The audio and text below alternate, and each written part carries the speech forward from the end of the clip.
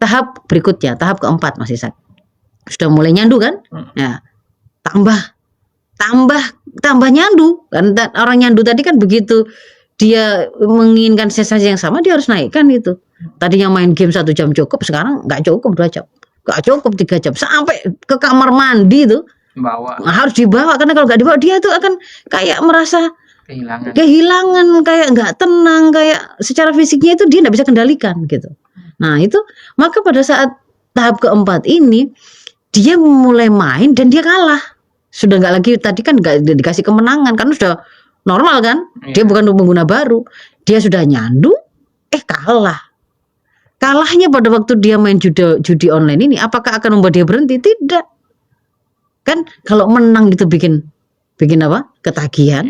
Kalau kalah bikin penasaran.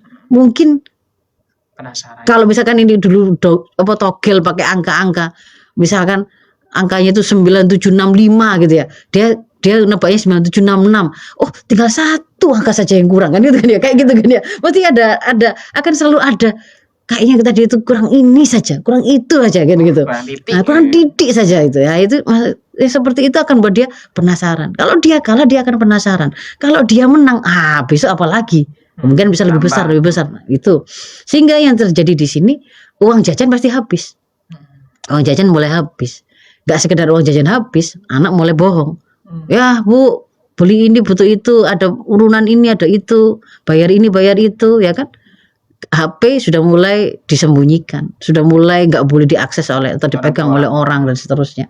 Ada kecemasan, takut ketahuan. Nah, begitu itu sudah mulai nampak dia mengisolasi diri, khawatir ketemu orang, nggak bisa tidur. Di situ juga media yang digunakan ada tadi itu masih ada e-wallet, ada pulsa atau kuota, ada akun orang tua, ada top up voucher, ya. Top up voucher.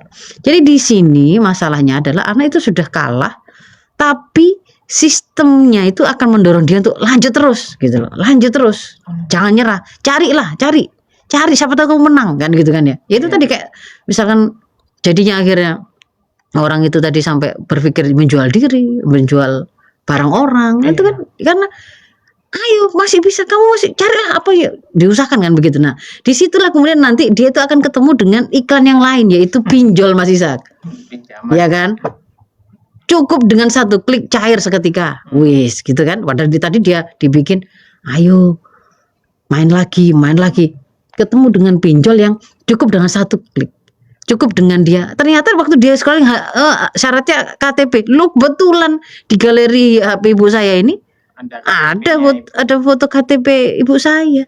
NIK tinggal dimasukkan, foto KTP tinggal diupload. Kalau mau langsung dimasukkan kemana nanti transfernya langsung ke sini juga sudah ada e-wallet ya, beres kan begitu. Jadi disitulah kemudian anak mulai mengenal, terkoneksi dengan pinjol.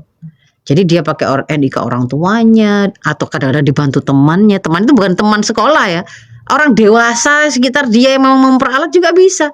Tak rewang ya kok nek oleh biro. Nah gitu. Bagi-bagi. Dan pinjol ilegal itu nggak ada verifikasi ketat Mas Ishak, nggak ada.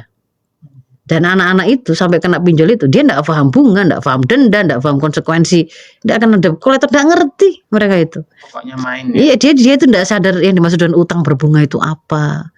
Bahwa kemudian data pribadi yang kemudian dia masukkan itu akan bisa jadi jalan nanti itu ternyata dia bisa menjadi sumber teror Mas Ishak.